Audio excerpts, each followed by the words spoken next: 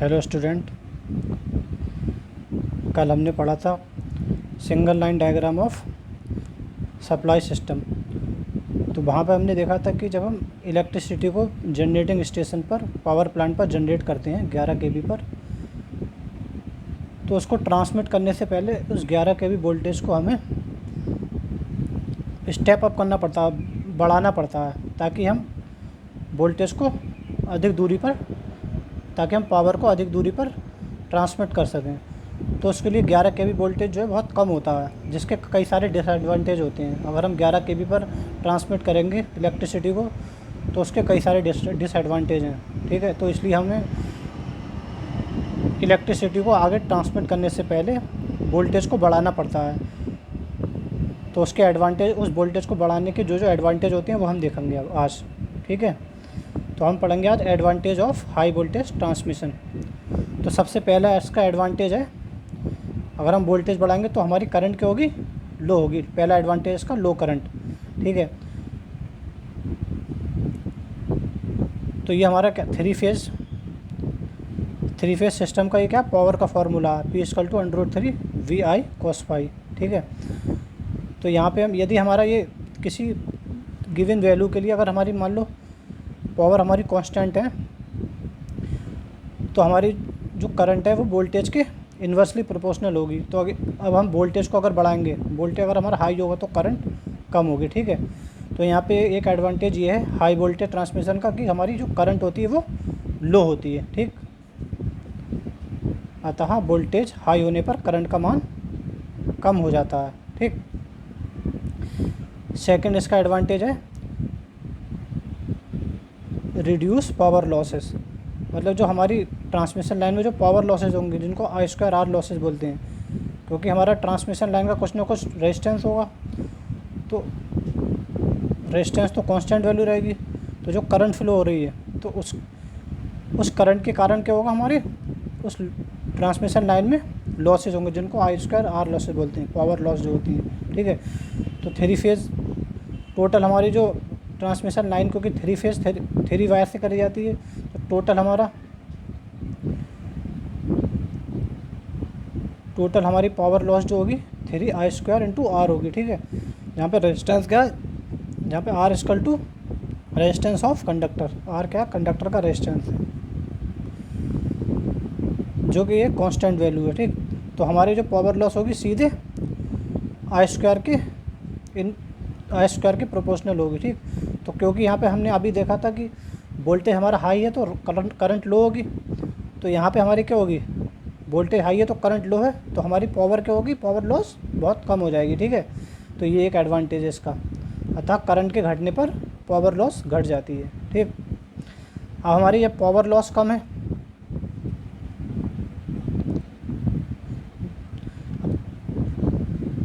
तीसरा एडवांटेज देखेंगे हम लो वोल्टेज ड्रॉप। तो वोल्टेज ड्रॉप क्या होता है, I/Z। जेड क्या है, हमारा लाइन इम्पीडेंस है। इसका ये क्या होता है, हमारा Z= R+X, जहाँ पे R क्या है, रेजिस्टेंस, और X है इंडक्टेंस। ठीक, सॉरी रिएक्टेंस। क्योंकि ये कांस्टेंट वैल्यू है तो हमारा voltage drop directly proportional to I के होगा। तो अभी हमने देखा था I क्या होती है, हाई वोल्टेज पर करंट का मान कम हो जाता है, तो करंट का मान कम होने पर हमारा वोल्टेज ड्रॉप कम हो जाएगा। ठीक है, ये एक इसका एडवांटेज है हाई वोल्टेज ट्रांसमिशन का, तो करंट के घटने पर वोल्टेज ड्रॉप घट जाता है। ठीक, नेक्स्ट एडवांटेज देखते हैं इसका, चौथा एडवांटेज बेटर वोल्टेज रेगुलेशन। ठीक है, हमारा वोल्टेज रेगुलेशन अच्छा हो जाता है, मतलब कम हो जाता है। तो वोल्टेज रेगुलेशन का फॉर्मूला देखते हैं हम पहले, I/Z मतलब voltage drop upon receiving end voltage. ठीक, रिसीविंग एंड वो होता है जो हम रिसीव करते हैं, वोल्टेज जो हमें मिलता है, जो रिसीविंग एंड पर रिसीव कराया जाता है, जो प्राप्त कराया जाता है, उसको बोलते हैं रिसीविंग एंड वोल्टेज। ठीक, ×100, अगर परसेंटेज में वोल्टेज रेगुलेशन निकालना है तो ×100 करना पड़ेगा। ठीक, तो I/Z क्या है यहाँ पर वोल्टेज ड्रॉप, और R क्या है, VR रिसीविंग एंड वोल्टेज। ठीक, वोल्टेज रेगुलेशन का फॉर्मूला क्या होगा, voltage drop upon receiving end voltage into 100। तो अभी हमने देखा था हाई वोल्टेज के कारण करंट कम थी, जिसके कारण वोल्टेज ड्रॉप हमारा कम हो रहा था। तो अब वोल्टेज ड्रॉप कम होने के कारण हमारा वोल्टेज रेगुलेशन क्या होगा, घट जाएगा, मतलब वोल्टेज रेगुलेशन बेटर हो जाएगा। ठीक है, तो हाई वोल्टेज ट्रांसमिशन का एक हमारा एडवांटेज ये भी है। अतः वोल्टेज ड्रॉप घटने पर वोल्टेज रेगुलेशन घट जाता है। इससे पहले हमने देखा था ना कि voltage drop high voltage transmission के कारण वोल्टेज ड्रॉप हमारा घट रहा था। तो वोल्टेज ड्रॉप घटने के कारण वोल्टेज रेगुलेशन घट जाएगा, मतलब वोल्टेज रेगुलेशन हमारा अच्छा हो जाएगा। ठीक है, बेटर हो जाएगा। अब नेक्स्ट देखेंगे 5वां एडवांटेज, हाई ट्रांसमिशन एफिशिएंसी। ठीक, मतलब हाई वोल्टेज ट्रांसमिशन पर ट्रांसमिशन जो एफिशिएंसी होगी वो बढ़ जाएगी। तो देखो जो पावर हम भेज रहे हैं, सेंड कर रहे हैं, ठीक, उसका एक फॉर्मूला होता है PS, मतलब sending end power equal to power loss plus PR receiving end power.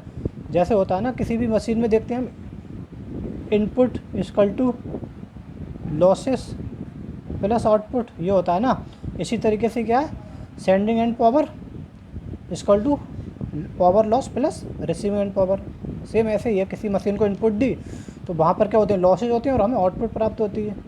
वैसे ही है यहाँ पे हमारा sending end power equal to power loss plus receiving end power. ठीक, तो यहाँ पे हमने दिखा दिया है PS क्या है यहाँ पर, सेंडिंग एंड पावर, PR क्या है, receiving end power, and P loss, ये क्या है हमारा, जो पावर लॉस हो रही है वो है। ठीक है, तो हाँ यहाँ पे हम ट्रांसमिशन एफिशिएंसी का फॉर्मूला देखेंगे क्या होता है। ट्रांसमिशन एफिशिएंसी परसेंटेज में अगर निकालेंगे तो PR अपॉन PS, मतलब receiving end power upon sending end power. जैसे ये होता ना आउटपुट अपॉन इनपुट, ऐसे ही है। आउटपुट में हम क्या कर रहे हैं, पावर रिसीव करेंगे और इनपुट में पावर सेंड करते हैं।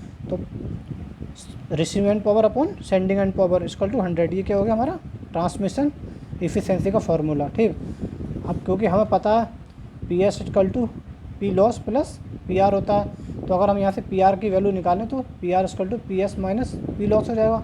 तो हम यहाँ पे PR इक्वल टू ये लगा दिया। ठीक है, PS माइनस P लॉस।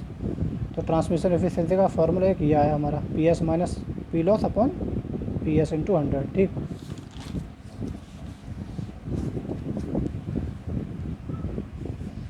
तो यहाँ पे हमारा क्या हो गया, ट्रांसमिशन एफिशिएंसी का formula 1 minus P loss upon PS। अब यहाँ पे क्योंकि हमने देखा था करंट के कम होने के कारण हमारी लॉसेस कम हो रही थी ट्रांसमिशन लाइन में, I2R लॉसेस। तो यहाँ पर लॉसेस कम होने के कारण एफिशिएंसी हमारी बढ़ जाएगी। ठीक है, क्योंकि ये फार्मूला है ना 1 minus P loss upon PS। तो लॉसेस कम होने के कारण, पावर लॉस कम होने के कारण हमारी ट्रांसमिशन एफिशिएंसी बढ़ जाती है। ठीक, तो वोल्टेज बढ़ने पर वोल्टेज लॉस कम होती हैं और ट्रांसमिशन एफिशिएंसी बढ़ जाती है।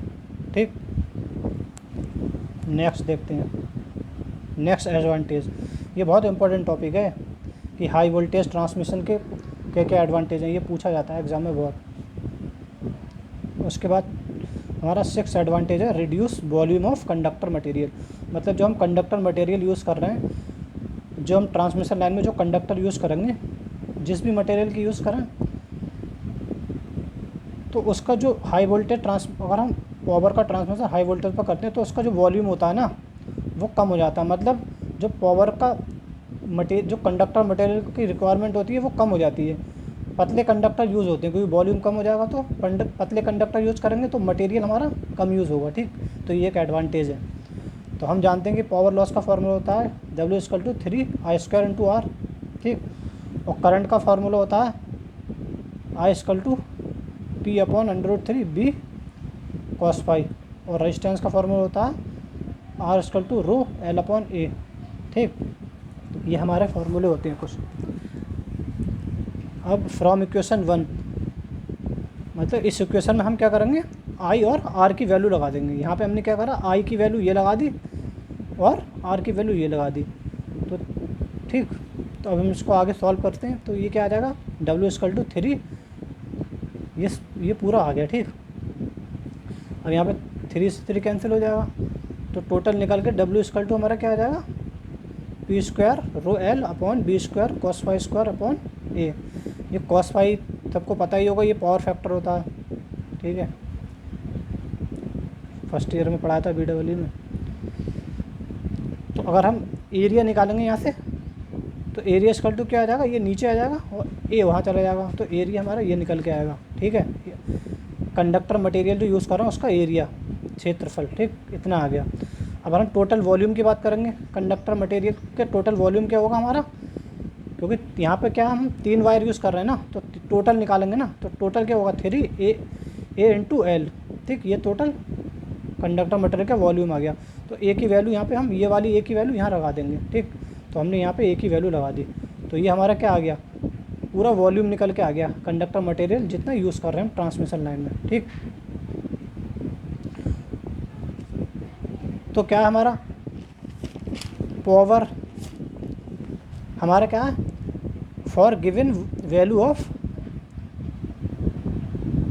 Power length and specific resistance and transmission loss, power loss, मतलब इनकी दिए गए मान के लिए अगर हमारी ये वैल्यू हमारी सारी दी गई हैं, तो हमारा जो कंडक्टर का वॉल्यूम होगा वो क्या होगा, इन्वर्सली प्रोपोर्शनल टू B² होगा, ठीक। अगर ये सारी वैल्यू हमें दे रखी हैं, तो हमारा जो टोटल कंडक्टर मटेरियल का वॉल्यूम होगा तो वो B² के इन्वर्सली प्रोपोर्शनल होगा। अब क्योंकि यहाँ पे हम हाई वोल्टेज ट्रांसमिशन